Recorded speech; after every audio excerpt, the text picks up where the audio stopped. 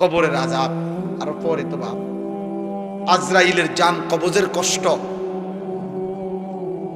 সেটা তো আরো পরে। এটাই আমি তর্জমা বললে আমার কথা শেষ হয়ে যাবে। এরপরে হাসরের ময়দানের কষ্ট, এটা তো আছেই। মিজানের পাল্লায় ওজনের কষ্ট, সেটা তো আছেই। ফুলসিরাত পার হওয়ার কষ্ট, সেটা তো আছেই। জাহান্নামের আযাবের কষ্ট, আগুনের কষ্ট তো আছেই দোস্ত। তাফসীরের মধ্যে আছে, ওই কিতাবের মধ্যে আছে, ইমাম কুরতুবীর কিতাব। ইব্রাহিম আলাইহিস সালাম আল্লাহকে, আজরাইলকে একদিন বলছিলেন, আজরাইল, নাফরমান পাপীর জান তুমি কেমনে কবজ করো? তোমার আকৃতি, চেহারাটা তখন কেমন হয় আমার একটাবার দেখো। খোদার কসম, আজরাইল বলছে, ইব্রাহিম নবী, আল্লাহ দোহাই, আপনি আমার এটা দেখতে চাইেন না, আপনি পারতেন না সহ্য করতে। ইব্রাহিম আলাইহিস সালাম বললেন, না আমি দেখবই, তুমি আমারে দেখাও। তো হযরত ইব্রাহিম আলাইহিস সালামকে মালাকুল মউত আজরাইল বলল, হে নবী ইব্রাহিম, আমারে 30 সেকেন্ড সময় দেন, 1 মিনিট সময় দেন, আমি আপনার থেকে একটু আড়াল হব। আচ্ছা ঠিক আছে। একটু আড়াল হইয়াই 1 মিনিট বা 30 সেকেন্ড পরে আজরাইল আবার ফিরে আসছে ইব্রাহিম নবীর সামনে। আল্লাহর কসম, ওই নাফরমানের জন্য আজরাইলের যে আকৃতি, আগুনে ভরা, সারা দেহ জাহান্নামের আগুন ধাউ ধাউ করে জ্বলতেছে, ওই চেহারা নিয়ে আজরাইল যখন ইব্রাহিম নবীর কাছে এসে দাঁড়াইছে, একটা চিৎকার দিয়ে ইব্রাহিম নবী বেহুশ হয়ে গেছে। লম্বা সময় পরে যখন হুঁশ আসছে আজরাইলকে স্বাভাবিক সুরতে, তখন ইব্রাহিম নবী দেখে বলছে, মালাকুল মউত আজরাইল, কবরের কষ্ট, জাহান্নামের কষ্ট, হাসরের ময়দানের কষ্ট কোন নাফরমান পাপীর জন্য লাগবে না। তোমার এই বিভৎস আকৃতি দেখলে, তোমার এই বিভৎস চেহারা দেখলেই জান কবজের সময় কোন নাফরমানের 70 বছরের পাপের যন্ত্রণার জন্য এটাই যথেষ্ট, আর লাগবে না, আর লাগবে না। 3 নাম্বার, নবী সাল্লাল্লাহু আলাইহি সাল্লামের হাদিসে আছে, আমি নিজে পড়ছি, আল্লাহ নবী সাল্লাল্লাহু আলাইহি সাল্লাম বলেছে, কোন নাফরমান পাপীকে আল্লাহ তাআলা ফেরেশতাকে বলবে হাসরের ময়দানে, আল্লাহ বলবে, ওরে, ওইখানে নবী কথা বলছে যে 60 বছরে 70 বছরে যে কোনোদিন দুঃখ পায় নাই, আল্লাহ এরকম সুখের নাফরমান ফেরেশতাকে বলবে, ওরে জাহান্নামের বাহিরটা একটাবার শুধু চারদিকে ঘুরাইয়া আনো, আর জাহান্নামের দরজা বরাবর বাহিরে তারে 1 মিনিটের জন্য 30 সেকেন্ডের জন্য দাঁড় করাইবা, এরপরে নিয়ে আসবা আমার কাছে। ফেরেশতা তাকে জাহান্নামের চারদিকে ঘুরাইয়া জাহান্নামের দরজার কাছে 30 সেকেন্ডের জন্য, 1 মিনিটের জন্য যখন রাখবে, দাঁড় করাবে, জাহান্নামের ভেতর থেকে আগুনের একটা গরম বাতাসের একটা ধাক্কা, বাতাসের একটা ঝটকা এই নাফরমান পাপীর বুকে আইসা লাগবে। এরপরেই ফেরেশতা তাকে আল্লাহর সামনে নিয়ে আসবে। আল্লাহ তাআলা বলবে, আমার বান্দা, গত 70 বছর খুব সুখে এবং আরামেই কাটিয়েছ না? আল্লাহর কসম, নবী বলে, ওই ব্যক্তি তখন বলবে, রব্বুল আলামিন, সুখ কাকে বলে, আনন্দ কাকে বলে আমি জীবনে কখনো দেখি। বিশুদ্ধ হাদিস। এজন্য প্রিয় ভাই, রাত অনেক হয়েছে, নয়তো আরো বলতাম। কয়টা শুনবা তো? কিসের উপরে ভিত্তি করে যারা নামাজ পড়ছেন না, কেন পড়ছেন? কোন বিষয়ের উপরে আপনি আস্থা নিলেন? কার উপরে আপনার ভরসা নিলেন? কোন শয়তান, কোন ইবলিস আপনার আস্থা ভরসা দিছে যে তোর কিছু হবে না?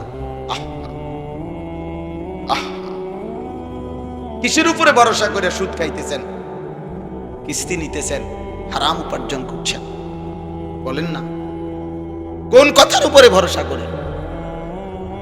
যুবক, তোমার কে এমন ভরসা হইল যাকে পেয়ে তুমি আল্লাহকে ছেড়ে দিলে? সুদখোর বাবা, কে আপনারে এরকম ভরসা দিল যাকে পেয়ে আল্লাহকে ছেড়ে দিলেন? বেপর্দা নারীকে বলেন, বেহায়া মহিলাকে বলেন, এই বোন, কে তোমারে এমন ভরসা দিল? মা গাররাকা বিরাব্বিকাল কারীম। আল্লাহ বলে, বান্দা, আমার মতো দয়ালু মেহেরবান মাওলা থেকে কে তোমারে ধোকা দিল? আমার চাইতে এমন দয়ালু কারে পেয়ে গেলা, যাকে পেয়ে তুমি আমি আল্লাহকে ছেড়ে দিলা। অতএব বাফ, এবার এই তর্জমাটুকু শুনে দোস্ত, আমিও আপনিও ওই যে বললাম, স্বীকার করেন আর নাই করেন, খেয়াল করেন আর ভুলে যান, মৃত্যু আসবে তো? কথা বলে না? মনে থাকলেও আসবে, মনে না থাকলেও আসবে তো? 3 বেলা ঠিক মতো খানা খাইলেও মরবেন তো? কথা বলে না? রাজপ্রাসাদের লোকটা মরবে তো? পৃথিবীর সবচেয়ে ক্ষমতাধর লোকটা মরবে তো? পৃথিবীর সবচেয়ে বড় নেতৃত্বের অধিকারী ব্যক্তি মরবে তো? এবার আসেন এই তর্জমাটুকু বলি। তর্জমাটার মূল বক্তব্য হলো, মক্কার কুরাইশ কাফেররা প্রতিনিয়ত আল্লাহর নবীকে বিদ্রুপ করত আর বলতো, মুহাম্মদ, এই যে তুমি বলতেছ আমরা মরে যাব, মরে গেলে আমাদেরকে কবর থেকে আবার হাসর হবে, মিজান হবে, ফুলসেরাত হবে, কবর থেকে আমাদেরকে আবার উঠাবে, কি কও? বুঝি কথা 500 বছর আগের, 300 বছর আগের মাটিতে কারে কোনখানে দাফন করছে, কোন মাটি উইরা কোনান থেকে কই গেছে, কার হাড্ডি গোস্ত মিশা, এখানকার মাটি হয়তো গেছে গা কোন দেশে, কোন দেশের মাটি আইয়া পড়ছে কোনখানে, কোথাকার বালু কোথায় উড়ে গেছে, কই থেকে কারে পাইব, কি কও? মক্কার কাফের বেঈমানরা এটা বলতো। ফাকালাল কাফিরুনা হাদা শাইউন আজীব। মক্কার কাফেররা বলতো, মুহাম্মদ, এটা তো একটা আশ্চর্য কথা, কি কও এগুলা, কি কও? এবং তারা বলতো, হায় আমার শরীর, আমার সিদ্ধান্ত, আমি মন চাইলে খাই, মন চাইলে ঘুমাই, মন চাইলে সামনে যাই, পিছনে যাই, যা ইচ্ছা তাই করতে পারি, তাইলে আমি তো আমার কাছে স্বাধীন, আমারে আবার নিবে কে, উঠাবে কে, হিসাব করবে কে? এইভাবে তারা কোনোভাবেই কবর, হাসর, আখেরাত, বিচার, মিজান, ফুলসেরাত এগুলো বুঝতে চাইতো না। তো আল্লাহ তাআলা এই আয়াতে তাদেরকে একটা বিষয়, এক নাফরমান পাপীদেরকে বুঝাইতে চাইছেন। কি বুঝাইছে? আল্লাহ তাআলা বলেন, তাফসীরের মধ্যে আছে, এই আর অল্প একটু, এই জন্য আমি অনুরোধ করলাম, দোস্ত আমার, ভাই আমার, বন্ধু আমার, শুধু এই হই হুল্লোড়, হাঙ্গামা, চিৎকার, চেঁচামেচি, একজন বক্তা নিয়ে এই দফাদফি, ফালাফালি কিচ্ছু নাই, এটা বেহুদা কাজ ছাড়া আর কিছুই না ভাইয়া। আমারে যদি 1 কোটি মানুষও চেনে, আমার কবরের আযাব মা, তো আমি এটা দিয়ে করব কি? আমি তো ভোটে হারাইছি না। আমারে যদি 10 কোটি মানুষ চিনে, আপনাদের কারো কবরের আযাব মা, তো আমার জনপ্রিয়তা দিয়ে আমনের কি? চিনে আমারে আমনে লাফান গিতেন বলেন? তাইলে জনপ্রিয়তা দিয়ে আখিরাতের বিবেচনায়, পরকালের বিচারে আমার কি ফায়দা, আপনাদের কি ফায়দা? কারো কোনো ফায়দা নেই। ধোকা। ওমাল হায়াতুদ দুনিয়া ইল্লা মাতাউল গুরুর। দুনিয়ার সব আয়োজন আল্লাহ বলছে ধোকা। হাসিটাও ধোকা, কান্নাটাও ধোকা, সব ধোকা। সুখের আয়োজনও ধোকা, দুঃখের আয়োজনও ধোকা। সুখের আয়োজনও থাকবে না, দুঃখের আয়োজনও থাকবে। হাসলেও মরে যাবেন, কাঁদলেও মরে যাবেন। সুখে থাকলেও মৃত্যু হবে, দুঃখে থাকলেও মৃত্যু। রাজপ্রাসাদের অট্টালিকায় যে তারও মরণ হবে, জীর্ণ কুটির কুড়ে ঘরে যে তারও মৃত্যু হবে। জীবনে যে কোনোদিন সুখ দেখে নাই, ওই দুঃখী মানুষেরও মৃত্যু হবে। জীবনে যে কোনোদিন দুঃখ দেখে নাই, ওই সুখী মানুষেরও মৃত্যু হবে। সেজদা দিতে দিতে কেউ আব্দুল কাদের জিলানী হলেও মৃত্যু হবে। আল্লাহর নাফরমানি করতে করতে ফেরাউন নমরুদ হয়ে গেলেও মৃত্যু হবে। এক চিরন্তন সত্য, এক চির বাস্তবতা, ওয়াজাআত সাকরাতুল মাউত বিল হক। আল্লাহ বলছে, বান্দা সত্য মৃত্যুর যন্ত্রণা আসবে। যালিকা মা কুনতা মিনহু তাহিদ। যে মৃত্যু থেকে তুমি বারবার পলায়ন করেছে। প্রতিবার ঠান্ডা লাগছে, সর্দি হইছে, অসুস্থ হইছে, একটু থেকে একটু ব্যথা বেদনা হইছে, তুমি দৌড় দিয়া ডাক্তার দেখাইছো, ওষুধ খাইছো, আবার ভালো হয়ে গেছো। তুমি মনে করছো এই যে ভালো হয়ে গেলাম, মরলাম না, বাচ্চা গেলাম। আল্লাহ বলে না বান্দা, ভুল বুঝছো। অসুস্থতা বারবার আসে, মৃত্যু বারবার আসে না। মরণ একবারই আসে, সে আর ফিরায় দেয়। মাথা ব্যথা, পেট ব্যথা বারবার হইতে পারে, সেটা আবার চলেও যাইতে পারে। তো মরণ বারবার আসে না, আর মরণ কাউকে ফেরত দেয়। কাজে তুমি মরণ আর জ্বর, মাথা ব্যথারে এক মনে করো না। তুমি মৃত্যু আর পেটের অসুখে এক কথা মনে করো না বান্দা। তুমি এক ভেবো না, বরং সত্য সত্যই মৃত্যু আসবে, মৃত্যুর যন্ত্রণা। এই জন্য প্রিয় ভাই আমার, বাপ আমার, আমি অনুরোধ করছি, মূল ফিকির ওয়াজের আত-তারগীব ওয়াত তারহীব, একটি মাহফিল যত বড় আয়োজনই হোক, এর মূল উদ্দেশ্য এই দুইটা, আত-তারগীব ওয়াত তারহীব। অর্থ হইল জান্নাতের আগ্রহ তৈরি করা, জাহান্নামের ভয় তৈরি করা। আল্লাহ কোরআনে বলেন, ওয়া আনজালনা ফিহা আয়াতিন বাইয়িনাত লাআল্লাকুম তাযাক্কারুন। আমি কোরআনের আয়াতগুলো আমি আল্লাহ নাজিল করেছি, কেন? লাআল্লাকুম তাযাক্কারুন, যেন তোমরা উপদেশ গ্রহণ করতে পারো। আল্লাহ কোরআনে বলেন, ইয়াইযুকুম লাআল্লাকুম তাযাক্কারুন। আমি আল্লাহ নিজে তোমাদেরকে ওয়াজ করছি, কেন?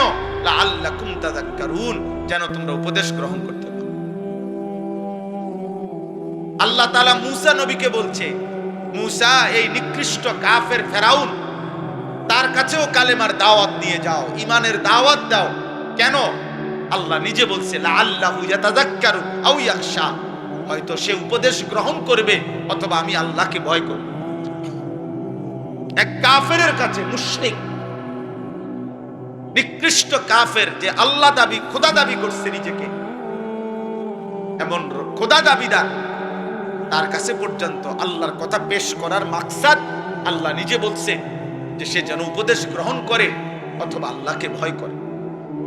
তাহলে আমাদের কাছে উদ্দেশ্য কি? তাই আমাদের কাছে উদ্দেশ্য কি? একটা প্রদর্শন, দেখাই দিলাম আমরাও পারি, এটাই মাকসাদ। কথা বলেন না? লোক হইছে, একটা মাহফিলের পরে এতটুকুই শুধু আলোচনা হইল যে লোক হইছে। হ্যাঁ, তো লোক হইছে, তো এখন মাশাআল্লাহ অনেক লোক হইছে, তারপরে কি হইছে?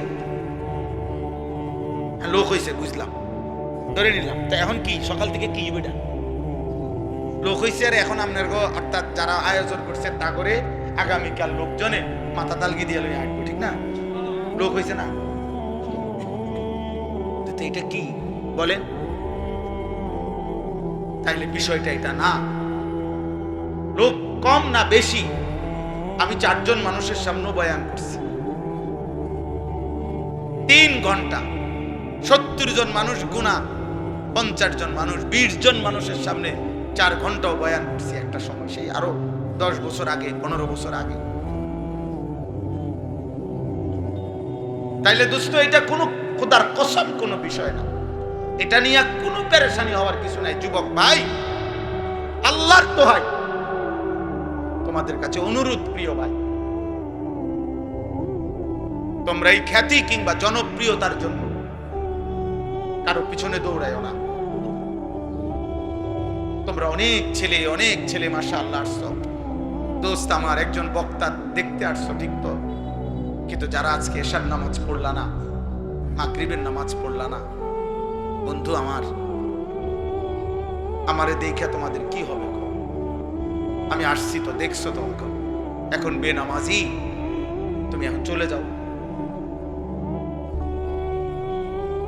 এখন আব্বা চলে যাও, তুমি বেনামাজি তো নিকৃষ্ট, যার কপালে সেজদা নাই, তো এ আসমানের নিচে জমিনের উপরে সর্বশ্রেষ্ঠ গাদ্দার, এই সৃষ্টির সবচেয়ে নিকৃষ্ট, অসভ্য, বেয়াদব, যার কপালে সেজদা নেই। ও রাজিম, ও এই পরিমাণ বিতাড়িত, যাকে পাথর মেরে মেরে বিতাড়িত করা উচিত, তাকে বলে রাজিম। এজন্য যেদিন সেজদা দেয় নাই, সেদিন আল্লাহ বলছে ইবলিস ফাখরুজ ফাইন্নাকা রাজিম, বের হবে ঈমান, ফাইন্নাকা রাজিম।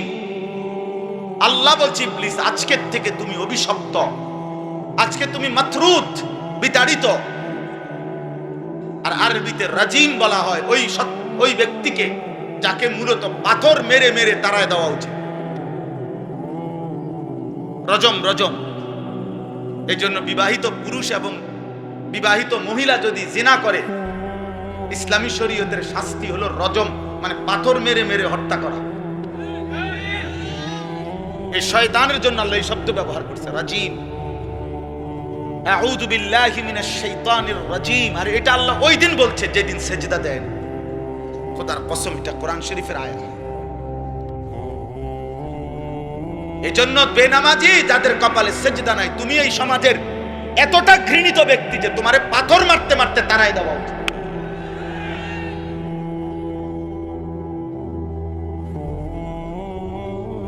তুমি এতটা ঘৃণিত, তুমি জমিনের এতটা ঘৃণিত ব্যক্তি। ওয়া ইন্না আলাইকা লা'নাতা ইলা ইয়াউমিদ্দিন। আল্লাহ বলছে ইবলিস আজকের থেকে নিয়ে কিয়ামত পর্যন্ত তোর উপরে আমি আল্লাহর লানত। এই যেদিন সেজদা দেয় নাই সেদিন। প্রিয় ভাই মাওলানা গাজী ইয়াকুব উসমানী বলছে দোস্ত, ফজরের নামাজ পড়তে আলহামদুলিল্লাহ সারা বাংলাদেশে আমরা এই মেহনত করি। ফজর ক্যাম্পেইন, ফজরের প্রচারণা। রাসূলুল্লাহ সাল্লাল্লাহু আলাইহি সাল্লাম বলছে ফজরের নামাজ যে পড়ে না, নবী একাধিকবার বলছে। রাসূলুল্লাহ সাল্লাল্লাহু আলাইহি সাল্লামের একেবারে বুখারীর হাদিস, মুসলিম শরীফের হাদিস, সর্বাধিক বিশুদ্ধ কিতাবের হাদিস।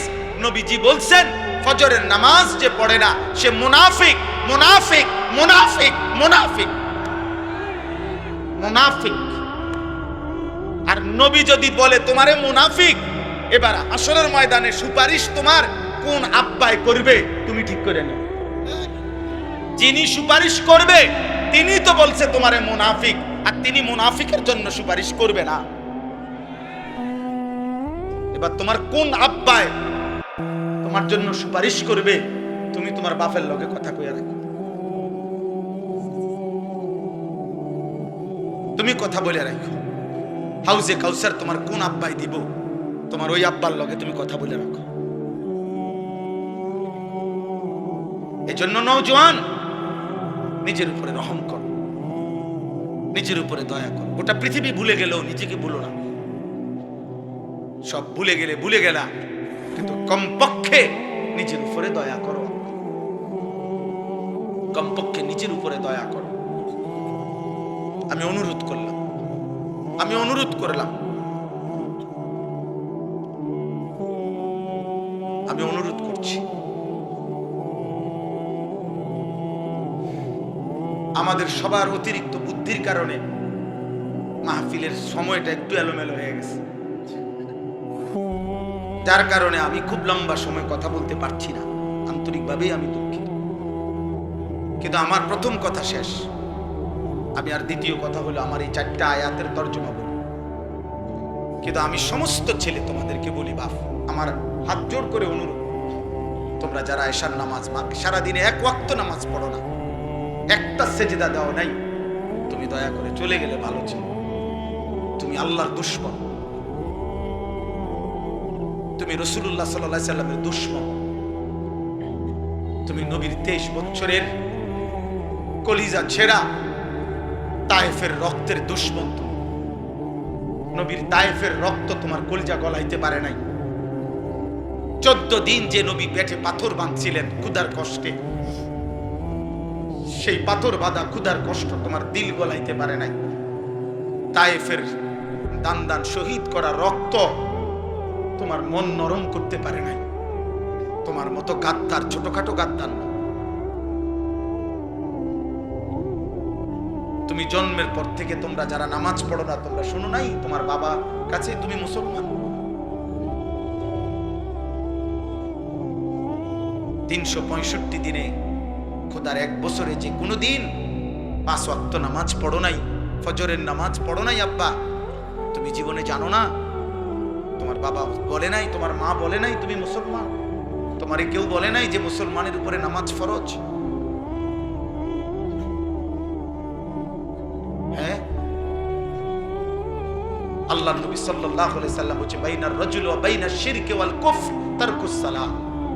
কোন ব্যক্তি মুমিন নাকি মুশরিক নাকি কাফের, খোদার কসম নবী বলছে পার্থক্যের প্রমাণ তারকুস সালাহ, নামাজ ছেড়ে দেওয়া। এর ভিত্তিতে প্রমাণিত হবে সে মুমিন না মুশরিক। বিশুদ্ধ হাদিস। আল্লাহর নবী সাল্লাল্লাহু আলাইহি সাল্লাম।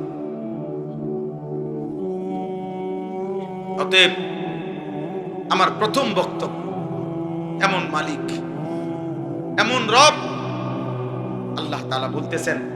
এই আমি 4টা আয়াত পড়ছি, এবার বলি সংক্ষেপে। আলহামদুলিল্লাহি রাব্বিল আলামিন। আল্লাহ বলছে বান্দা শোনো, সমস্ত প্রশংসা আল্লাহর জন্য। কেন? যেহেতু তিনি জগৎ সমূহের পালনকর্তা।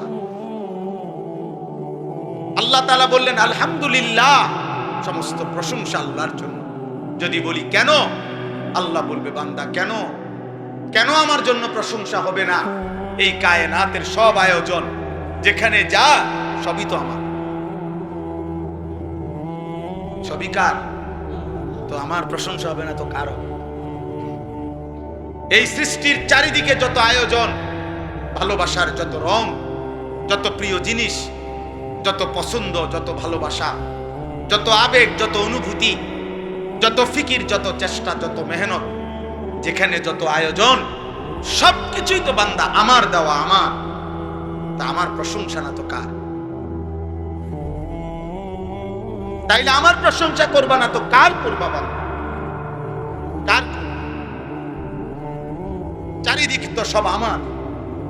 ইন্না যায়্যানাস সামাআদ দুনিয়া। আল্লাহ বারবার কোরআনে কথাটা যে কত ভাবে বলছে, কত ভাবে, যে বান্দা তুমি একটাবার বিবেক দিয়ে তোমার মধ্যে দেখো, তোমার সব আমার। চারিদিকের সৃষ্টিতে দেখো, তাও আমার। আলাম নাজআলিল আরদা বিহাদা ওয়াল জিবালা আওতাদা ওয়া খালাকনাকুম আজওয়াজা ওয়া জাআলনা নাওমাকুম সুবাতা ওয়া জাআলনা আল-লাইলা লিবাসা। আল্লাহ বলে বলো না বান্দা, এই জমিন আমি কি তোমার জন্য বিছানার মতো বিছায়া দেই নাই? আমি কি পাহাড়গুলো পেরেকের মতো তোমার জন্য স্থাপন করি নাই? আমি কি তোমাদেরকে জোড়ায় জোড়ায় নারী পুরুষে সৃষ্টি করি নাই? আল্লাহ বলে 2 চোখের ঘুম আমি কি দেই নাই? রাত্রিটাকে অন্ধকারের কালো চাদর দিয়ে আমি কি ঢেকে দেই নাই? দিনের আলোকিত সূর্যটাকে তুলে তোমার উপার্জনের উপযোগী আলোকিত একটা দিনের পরিবেশ আমি কি বানায় দেই নাই? মাথার উপরে 7টা আসমান আমি আল্লাহ কি বানাই নাই? একটি পূর্ণ সূর্য আলোকিত আমি কি দেই নাই? একটা চাঁদ আমি কি উঠাই নাই? প্রতিনিয়ত আকাশ থেকে অঝোর ধারায় বৃষ্টি আমি কি নামাই নাই? জমিন থেকে তোমার জন্য খাদ্য শস্য উদ্ভিদ ফুল ফল ফসল আমি কি উৎপন্ন করি নাই? এত কিছুর বিনিময়ে আমি কি সেজদা পাই না? এই নাফরমান, এই গাদ্দার, বেনামাজি গাদ্দার, তুই ওঠ না কেন? এমন মালিক অস্তিত্বের প্রতি সেকেন্ড, জীবনের প্রতি মুহূর্ত, হায়াতের প্রতিক্ষণ, নিঃশ্বাসের প্রতিটা উঠানামা, চোখের প্রতিটা পলক, হাতের প্রতিটা নড়াচড়া, হৃদয়ের হার্টের প্রতিটা স্পন্দন, যিনি 24 ঘন্টা নিয়ন্ত্রণ করছেন, দয়া করে দিচ্ছেন, তাকে একটা সেজদা দিলা না? এই নাফরমান, কেমনে ঘুমাইবা? তোর বাপ তোরে কিছু বলে না? না, তোমরা কিশোর নওজোয়ান, তোমার মার কিছু বলে না? হাইওয়ানের মতো চুল, কোন মুশরিক কোন বেঈমানের মতো চুল রাখছো, সারাদিন 1 ওয়াক্ত নামাজ পড়ো না, চেহারা সুরত দেখলে বোঝা যায় বন্য জন্তুর মতো, যার কারণে মা মুখ ফিরায় নিছে। আরে বদনসিব, তোর দুর্ভাগা কপাল, তোর বাপে আর তোকে ডাকে না, তোর মা তোকে ডাকে না। এক ঘরে ঘুমায় 365 দিনে কোনো দিন তোমারে কেউ ফজরের নামাজের জন্য উঠায় নাই। আল্লাহর কসম, এটা তোর উপরে অভিশাপ ছাড়া আর কিচ্ছু লাগে না। বলে ভাত তো খাই হুজুর, ঘুম যাই, পেশাব পায়খানা করি, আমার তো কোনো অসুবিধা নাই। এগুলো আল্লাহ তাআলা খাবার, পেশাব পায়খানা, ঘুম আর ওই লজ্জাস্থানের চাহিদা, এটা কুত্তারও পূরণ হয়। কুত্তার কুত্তার কুত্তার কুত্তাও খায়, কুত্তাও ঘুমায়, কুত্তাও পেশাব পায়খানা করে, কুত্তারও লজ্জাস্থানের চাহিদা পূরণ হয়, নয়তো কুকুরের বাচ্চা হয় কেমনে? কি ভাবছো আব্বা? দিন রাত মোবাইলে কি দেখো?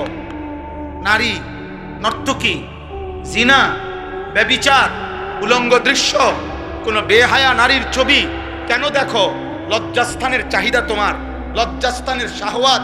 আমি যদি আমার এতগুলো মুরব্বিরে বাদ দিয়া শুধু আপনাদের কাছে মাফ চাইয়া বলি, যুবক ভাই তোদের কাছে, তোরা পেশাবের রাস্তার কাছে হেরে গেলি, তাহলে তোর জীবন শুধু এই পেশাবের রাস্তার লাগা। কাপুরুষ,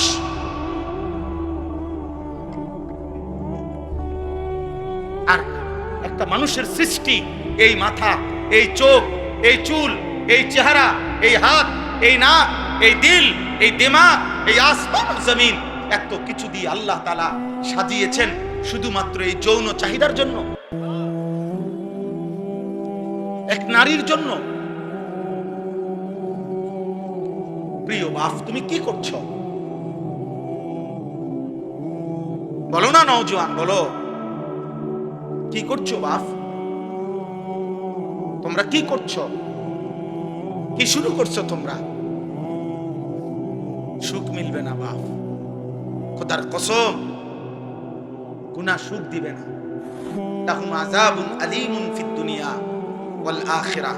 কোরআন শরীফের সূরা নূরে 18 নম্বর পারায় স্পষ্ট আছে, আল্লাহ বলে যে সমাজ মুমিনদের, যাদের দ্বারা অশ্লীলতা, বেহায়াপনা, ফাহিশা, নারী পুরুষের অবাধ মেলামেশা, জিনা ব্যভিচারের অবাধ পরিবেশ, চরিত্রহীনতার অবাধ পরিবেশ চালু হয়, খোদার কসম আল্লাহ বলছে আমি তাদেরকে দুনিয়াতেও কঠিন আযাব দেব, আখিরাতেও কঠিন আযাব দেব। লাহুম আযাবুন আলীমুন ফিদ দুনিয়া ওয়াল আখিরাহ। ফিদ দুনিয়া, ফিদ দুনিয়া মানে দুনিয়া, দুনিয়া যে দুনিয়া এটা বুঝেননি। দুনিয়া শব্দের অর্থ দুনিয়া কদ্দুর বুঝছেননি। অতএব আমার দাদার বয়সীরা, তোমার, ওরা হয়তো তোমার আগে কবরে চলে যাবে, তোমার বাবার বয়সী কবরে চলে যাবে, কিন্তু তোমরা 14, 16, 18, 20, 22 বছরের ছেলে, যে পরিমাণ তোমরা যা করছো, তোমাদের আগামী ভবিষ্যৎ তোমরা মুসিবতে ফেলে দিবে। যদি কোনো দিন দেখো তোমার বোনও চরিত্রহীন, তোমার মেয়েও চরিত্রহীন, তোমার স্ত্রীও চরিত্রহীন, তখন বাঁচবা কেমনে বাপ? পরের নারীর কাছ থেকে, পরের মেয়ের কাছ থেকে তুমি যা চাও, তোমার মেয়ের কাছ থেকে যদি ভবিষ্যতে অন্য কেউ এটা চায়, ওই ঘরের বোন থেকে তুমি যা চাচ্ছ হারাম সম্পর্কের মাধ্যমে, তোমার আপন বোন থেকে যদি সেটা কেউ চায়,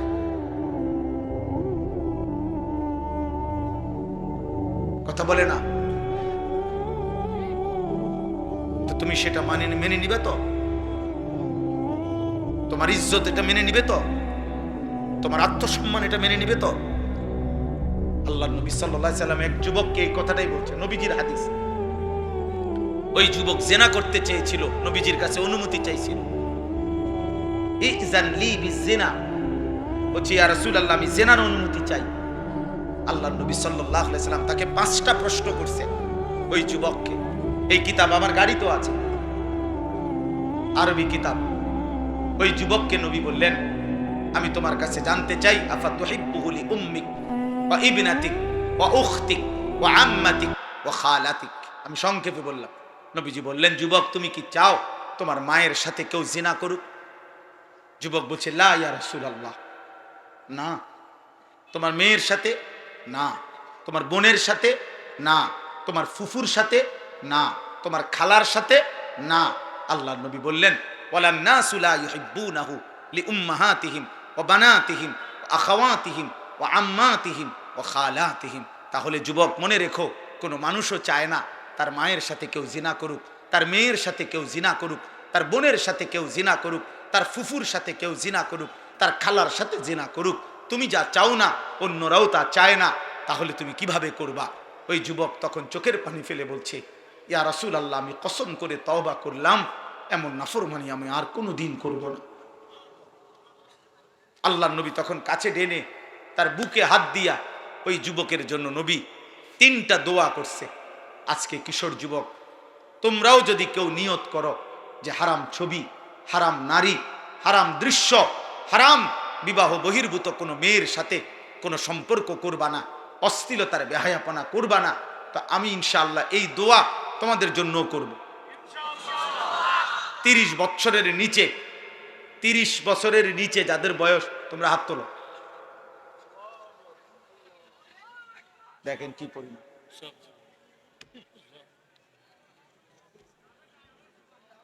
আয় করিম, আল্লাহ তোমাদেরকে কবুল করেন। তো নবী সাল্লাল্লাহু আলাইহি সাল্লাম ওই যুবকের জন্য 3টা দোয়া করছেন। আল্লাহুম্মা গফির যামবাহু, আল্লাহ এই যুবকের গুনাহ মাফ করে দেন, আল্লাহ আমার এই নওজওয়ানদের গুনাহ মাফ করে দেন।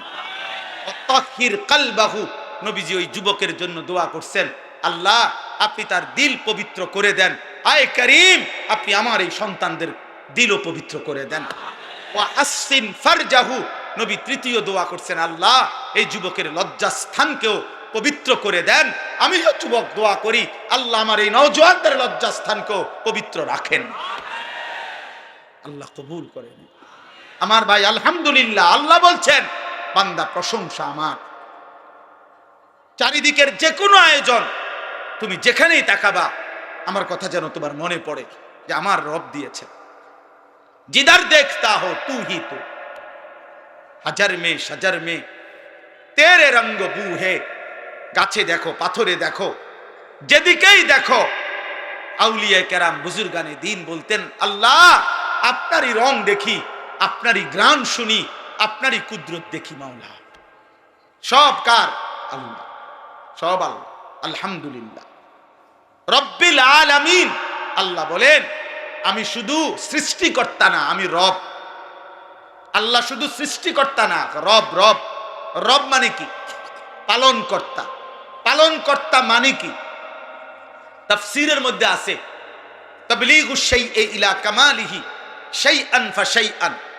অর্থ হলো কোন জিনিস অনস্তিত্ব থেকে অস্তিত্বে এনে, অস্তিত্বের প্রথম মুহূর্ত থেকে পূর্ণতার শেষ সেকেন্ড পর্যন্ত যিনি ওই সৃষ্টির যাবতীয় 24 ঘন্টা প্রতি মুহূর্তে যখন যা যতটুকু প্রয়োজন, সে বলুক বা না বলুক, চাক বা না চাক, জানুক বা না জানুক, দিতে থাকেন, তিনি হইল রব।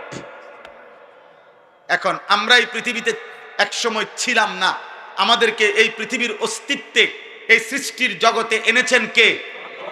এরপরে মায়ের পেট থেকে যখন আমরা বের হলাম, এরপরে আল্লাহ তাআলা আমাদের লালন পালনের দায়িত্ব নিছেন কোন বছর থেকে? 4 বছর থেকে, 2 বছর বয়স থেকে। কখন থেকে? অস্তিত্বের প্রথম মুহূর্ত থেকে। অস্তিত্বের কোন দিন থেকে? প্রথম মুহূর্ত থেকে। প্রথম মুহূর্ত থেকে, জন্ম থেকেও না, তারও আগে। মায়ের পেটে দায়িত্ব ছিল কার? মায়ের পেটের আগে বাবার বীর্যে যখন ছিল তখন দায়িত্ব ছিল কার? মায়ের জরায়ুতে পৌঁছাইছেন তখন দায়িত্ব ছিল কার? 9 মাস ধীরে ধীরে নিজের হাতে সৃষ্টি করেছেন তখন দায়িত্ব ছিল কার? মাটির অস্তিত্বের মধ্যে আমরা ছিলাম, মাটি থেকে আমাদেরকে সৃষ্টি করেছে, তো মাটির অস্তিত্বে আমাদেরকে সংরক্ষণ করেছেন, তখন দায়িত্ব ছিল কার? আল্লাহর। আল্লাহর। আল্লাহ বলেন আমি প্রতি সেকেন্ড, প্রতি মুহূর্তে আমি আল্লাহ লালন করছি, পালন করছি, এজন্য আমি রব। তুমি বান্দা জানো না কখন তোমার কি লাগবে। রোদ, বৃষ্টি, আলো, বাতাস, রাত, দিন, সকাল, দুপুর, ঠান্ডা, গরম, সুস্থতা, স্বাস্থ্য, যৌবন, শিশু, বৃদ্ধ, হাসি, কান্না, আনন্দ, বেদনা, আহার, নিদ্রা, সব আমি দিছি। সব সব সব সব সব। অতএব এত কিছুর বিনিময়ে যদি আমি আল্লাহ আমার নামটা তোমার জবানে না শুনি, আমার সেজদাটা যদি আমি না পাই, এর চাইতে বড় অকৃতজ্ঞতা, এর চাইতে বড় সীমা লঙ্ঘন, এর চাইতে বড় গাদ্দারি আর কি হইতে পারে? বলো না বাপ। এর চাইতে বড় গাদ্দারি আর কি হতে পারে? অতএব দয়া করে আমি এই প্রথম অনুরোধ করলাম,